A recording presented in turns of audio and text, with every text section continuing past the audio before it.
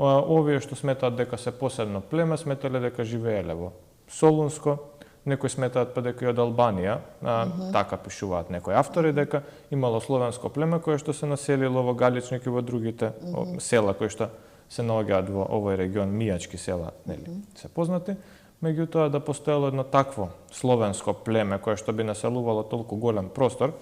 јас сметам дека би било забележано во некои од изворите, а во Солунско се забележани други словенски племиња од изворите, меѓутоа мијаци никаде не се не се среќаваат. Така што моето мислење за мијаците е дека тие уствари се развиле како посебна група со тек на времето поради изолираноста на просторот и имаме повеќе правци на доселување, еве конкретно и за Галичник имаме главни 3 правци, имаме еден од Солунско, се смета за некои семејства дека се доселени од таму, сега тоа се преданија, еве и семејството Пулевски на Ѓоргија Пулевски според